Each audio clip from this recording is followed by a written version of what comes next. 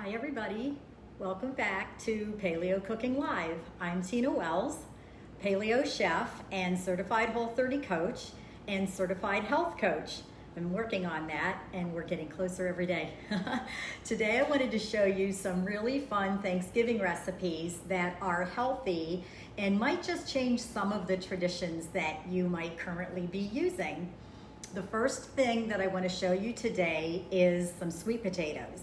This is so different than the sweet potato casserole that you're used to with the marshmallows and all that sweet gooey stuff, but it's so sweet and so delicious from the natural sweet potatoes, as well as a little touch of cinnamon and maple syrup. So let's get started. The first thing I want to show you is the cinnamon streusel sweet potatoes.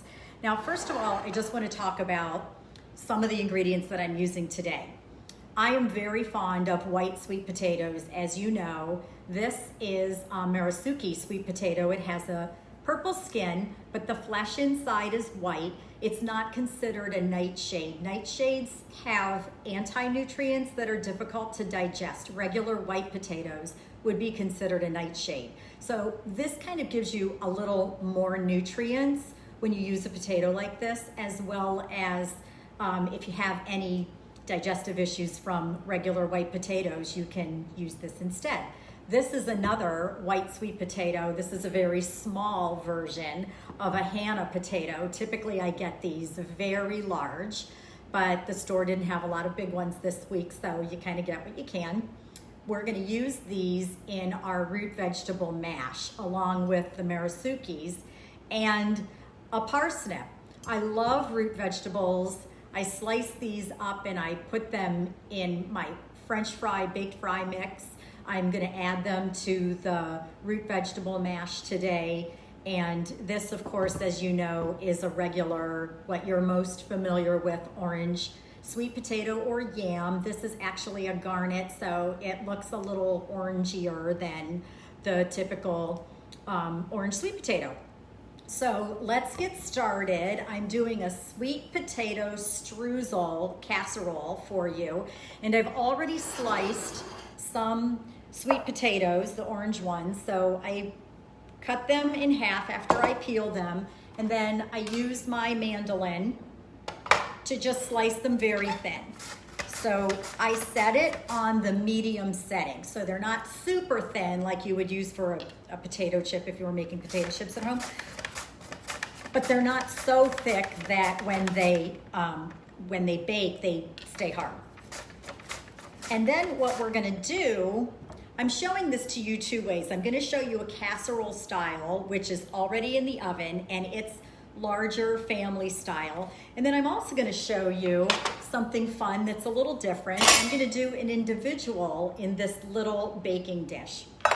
I love these little baking dishes. I have these stainless ones, and then I also have cast iron ones. If you have little baking dishes like this, or even ceramic baking dishes, they're a really fun way to serve a side dish, and especially this year, depending on how many people you're actually going to have at your home for Thanksgiving, it's kind of nice to do something on a little smaller scale. So I'll show you both. What I just did while I was talking was sprayed this pan with a little bit of ghee spray. I like to use ghee or avocado oil. As you know, try to stay away from the seed oils and the processed oils, so no canola. And the trick with this that makes it so beautiful is I take the slices and I stack them up like this in my hand, and then I'm just gonna shingle them as I put them into the dish. See if you can watch me do this, because I'm kind of going backwards. I'm gonna go around the outside edge of the dish. And I got this idea from back in my baking days when we used to do apple tarts with slices. So another option is do this in a pie dish. If you have a ceramic pie pan, that's a perfect vessel for this. And I already have some more potato slices here, so I'm just gonna stack them up. And I'm left-handed, so if you're watching this, I have the camera facing me, so it's mirror image. So if you're right-handed, you can see how to do this. Makes it a little easier for the rest of the world because there are so few of us left-handed people. So I'm just continuing to go around, and I'm packing them tight because what's gonna happen is as they cook, they're gonna shrink And you don't want them to dry out. You want them to stay packed in nice and tight, so when you scoop through it, they're nice and soft. And you can see this little dish is going to take a lot of potatoes. For a big casserole or like a 6x9 casserole, I would use about 3 pounds of sliced potatoes. And if you don't have a mandolin, I highly recommend picking one up. That white one that you've seen me use 1,000 times is, you know, from Amazon or something. I've probably had it for 30 years. It's still sharp. Of course, they may not make things like they used to, but in any case. So that's how the potatoes go in a lovely rounded pattern like this. And I'm just going all the way around. It almost makes a rosette shape. And because the potato slices are pliable, they sort of bend. And then in the center, I'm just going to use all of the smallest ones. So it looks like that. Okay? I could even get a few more in there. Really pack it tight. And you can just overlap them. If you don't want to do the pretty circular thing, you can just line them up. If you have a square dish, you can just go in rows rather than in a circle. And that's all there is to that. Now, what makes these really special is the sauce that we're gonna make for on top. So in a skillet, I'm going to start with about 1/4 cup of ghee. Of course, ghee is just clarified butter. Let's see if I can get this burner more in the picture. There we go. So my ghee's pretty soft because, you know, I'm in Florida and it's still 80 degrees here. So I can pour it right out of the container, but just go ahead and scoop it. And then to that, I'm going to add 1/4 cup of maple syrup. And try and get a good quality organic maple syrup. The maple syrup does 2 things. It adds a little bit of sweetness to the potatoes, and it also, because it's a sugar, helps break down the potatoes so they cook nice and evenly. I'm just gonna add a little bit of salt. And I'm using my induction burner set on medium, so medium heat for your stove. You just wanna melt this until it's fragrant. And now I'm just gonna do a little pinch of cinnamon. I love this Vietnamese cinnamon, it's organic. And that's just gonna melt and sort of simmer for a little bit. I'm just gonna turn that down so it stays on medium heat. And while that's doing that, get a spoon and give that a little stir. Just wanna make sure that cinnamon is completely mixed in, not lumpy. And the next thing that I like to add is some fresh rosemary. I have some rosemary from my yard. I just strip it backwards. So I hold the branch up and pull backwards, and all the leaves come off. And we're gonna chop about a tablespoon. So I'm just gonna rough chop. Try and keep it on the cutting board. I don't like big giant pieces of rosemary, but I love the flavor, so I want it to be fragrant without getting a big bite of the rosemary. That looks really good, so I'm just gonna drop that in. And it's starting to sizzle just a little bit. You can see. And I'm gonna stir it together. Now this is enough, more than enough for this small casserole, but if you're doing a large family style casserole, go accordingly. So the recipe calls for about 3 pounds of potatoes. If you're doing more than that, and weigh your potatoes, get a kitchen scale, okay? Next piece of advice. Weigh your potatoes after you peel them, because you'll be surprised how much weight is on those peelings. So if you start with 3 pounds of potatoes unpeeled, it won't be 3 pounds when it's finished. And this is smelling so fragrant from the rosemary, and that's really pretty much all you want. You want to be able to smell that cinnamon and smell the rosemary infusing into the butter, into the ghee. I think I said this already, right? Ghee is just clarified butter, we know that. You've heard me say that 1,000 times too. And now I'm just gonna pour that, spoon it right over these sliced potatoes.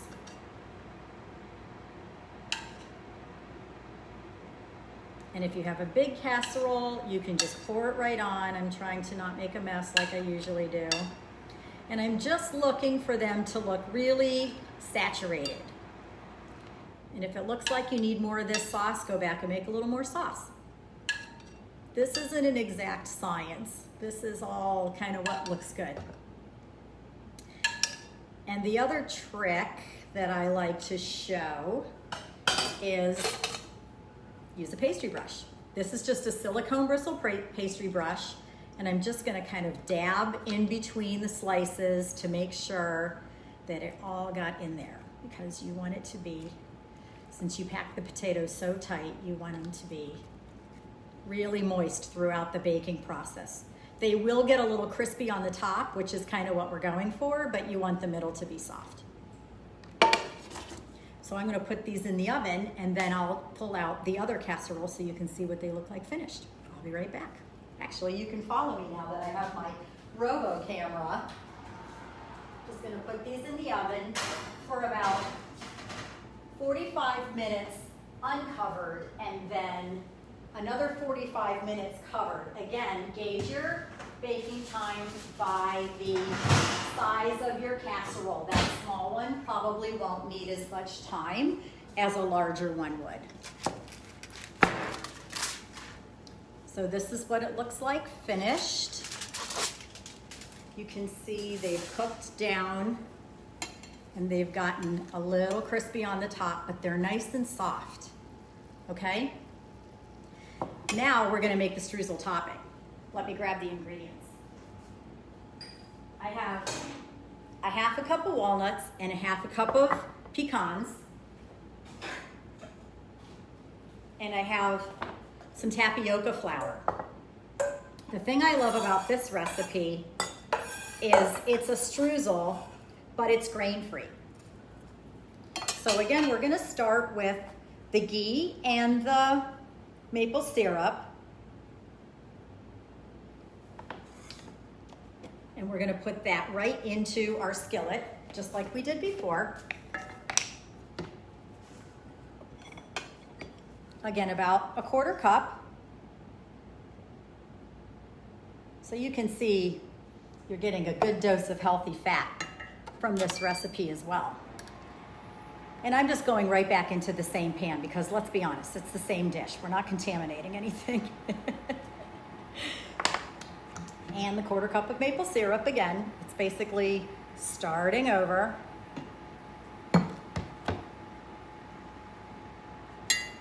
And a little bit of cinnamon. And I'll stir those together. And while that's warming up,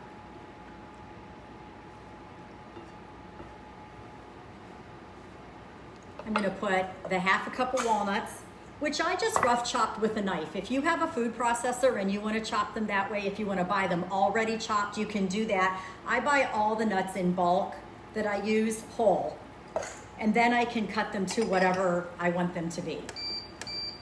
Just gonna turn that down a little bit. It's sizzling. And then I'm just gonna dust them with about 2 tablespoons of tapioca starch. And I might not need all of it, so I'm adding about a tablespoon. I'm gonna stir it around. I just like to kind of make sure they're really dusted all the way through. You can see they have nice coating. And now I'm just gonna add those to this butter mixture.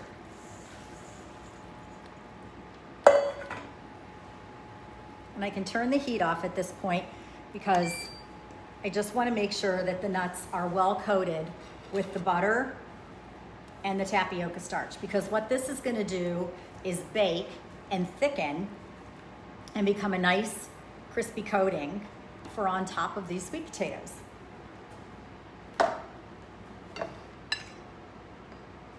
So now I'm just gonna pour this nut mixture all over the top of the sweet potatoes. And it's gonna go back into a 350-degree oven for about 10 or 15 minutes. Now, if you wanted to do this in advance, you could take it as far as the baked sweet potatoes, throw them in the fridge if you're doing them the day before, or even the freezer if you want to do them the week before.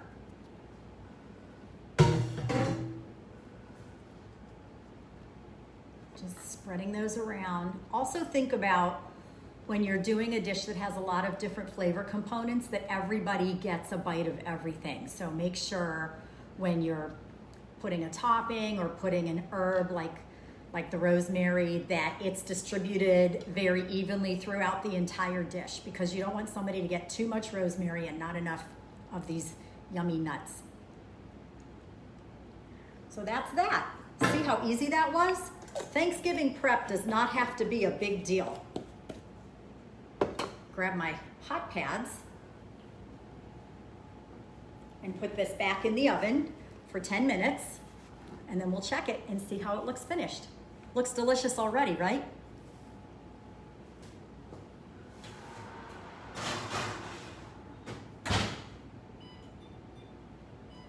So I set the timer for 10 minutes, and the next thing I want to show you is the root vegetable puree.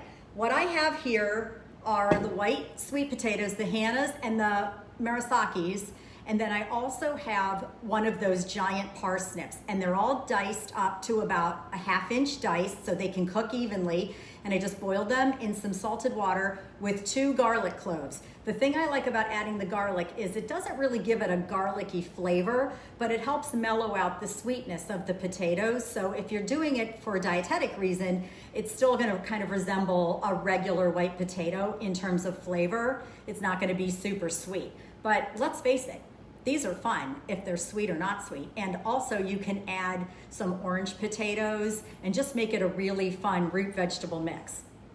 I'm just gonna drain these. I have a colander here in the sink.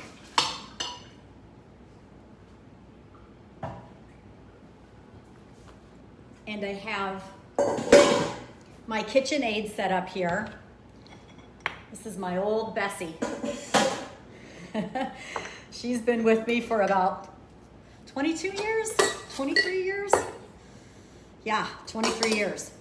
And I have it set up with the paddle. If you prefer to just mash them by hand, you can do it the old-fashioned way with this. Or if you wanna, I don't really like to do the food processor. I think it makes it too pureed. I like them to have a little texture. So now these are drained. Just gonna put them right into the mixing bowl. And don't be afraid of using your big appliances. A lot of people think this is a big deal, but you know what? It's a bowl and a utensil, just like if you were doing it in a bowl, a regular mixing bowl with the potato masher or a different utensil. So don't think about it like, you know, this is a big deal to break out the mixer. The mixer is your friend, and when you use your appliances properly, you can save yourself so much time and have much more consistent recipes from time after time. So now I'm just going to turn these on low. And of course I'm going to season with some salt. It's about a tablespoon.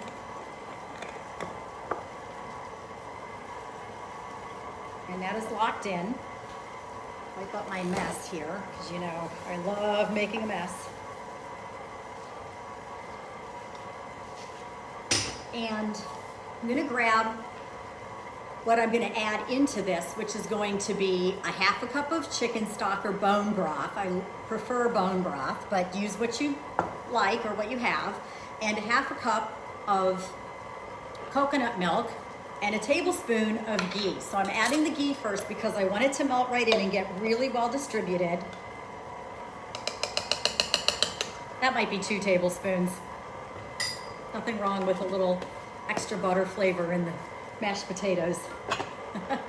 Let me grab the chicken stock.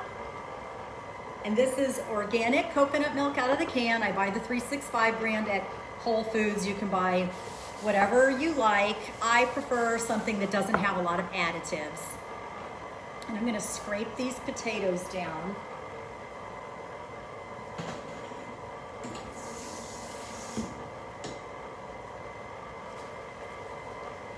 Because they're up on the sides and I want everything to get mixed in and distributed. And they're breaking down already. You can see how they're breaking down and getting nice and smooth already. And I only added the ghee and the salt so far. And I like to, in my KitchenAid, make sure I go under the paddle or whatever attachment I'm using so that nothing is stuck to the bottom of the bowl. I'm gonna go back on low again and add the coconut milk. And the wonderful thing about this root vegetable mix is it's completely dairy-free. The ghee has the fat solids removed. We're using coconut milk instead of milk or heavy cream. And a half a cup. If you want to keep it completely vegan, use the vegetable stock instead of the chicken stock. I love the Kettle and Fire chicken stock. I'm just going to add that right in. And now I'll turn the top. Oh, there we go. Turn the speed up just a little bit so that it'll puree and all blend together. And I do like to periodically stop and scrape the bowl down.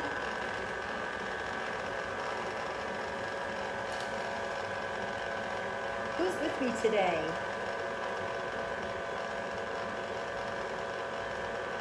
So glad that everyone's finding these videos helpful as you try Whole30 or venture into paleo. As you know, I've been doing it for quite some time and I have seen the health benefits, and quite frankly, I haven't missed anything. I don't feel like I'm missing out on any of the foods that I used to eat.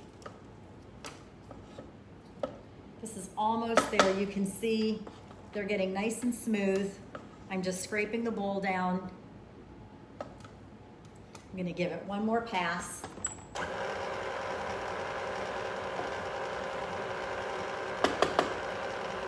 Now next week I'm gonna be on Tuesday instead of Wednesday, and I'm gonna be showing you a turkey. We're gonna be outside. We're gonna brine a turkey breast and then we're gonna grill a turkey breast. And I'm really excited about showing you how this works because so many people are afraid of grilling something of that size on the grill. You can do it with a full turkey. I'm just showing you turkey breast to keep it easy, but I have always grilled a turkey and roasted a turkey in the oven because I prefer to cook 2 small turkeys rather than 1 large turkey, because I just think that they stay nicer and more tender and juicier than trying to cook 1 giant bird.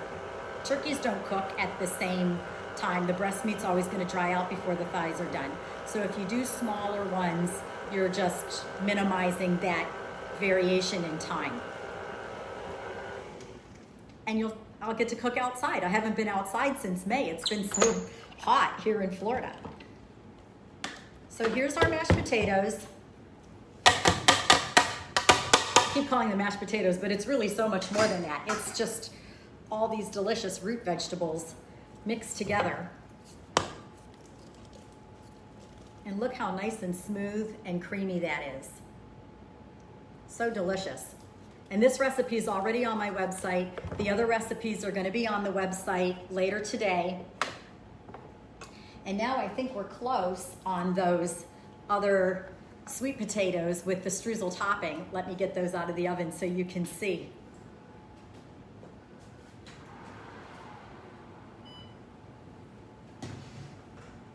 Oh, and they smell so delicious. These might need a couple extra minutes, but I just want you to see how they are before we go. You can scoop through that and have delicious sweet potatoes with the crunchy streusel nut topping. It's gluten-free because there's no flour except for the tapioca in these potatoes. And it's a really fun new twist on sweet potatoes instead of that other sweet potato casserole with the marshmallows on top. And I also wanted to let you know that I have recently been working on this focaccia recipe. I'm actually totally riffing off of a recipe from predominantly paleo. She's one of my favorite people, and she makes this challah bread. I've taken the challah bread recipe and adapted it to focaccia dough, and this has caramelized onions and bacon bits on top. It's a really fun thing to have with your Thanksgiving if you want to serve bread but you want grain-free. This is totally grain-free. And I'm going to cut up a little piece right now so you can see. I mean, I baked bread for a long time when I was in the kitchen, and look at the structure and the texture of this bread. Would you know that it's tapioca and potato starch and a little psyllium husk? It has yeast. You have to let it rise. It gets a beautiful crust. I used to work at a restaurant in Ohio that was famous for the caramelized onion focaccia bread, and I think I've gotten really close with this one. You're gonna wanna try it. The texture is fluffy. No one would know that this isn't really,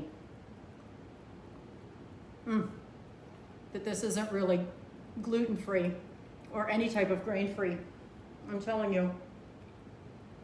Haha, Kim, what time's for dinner? I'm glad you love bacon. My friend Kim, who's with us today, was just on Shark Tank and got a fabulous deal with Damon. So go watch the replay of that too. This is it for me, guys. Make sure that you give this potato recipe a try, actually both the potato and the root vegetables, and surprise your friends and family with a little bit of grain-free focaccia bread.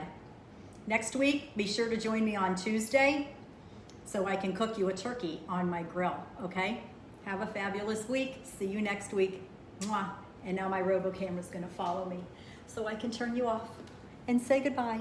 Goodbye.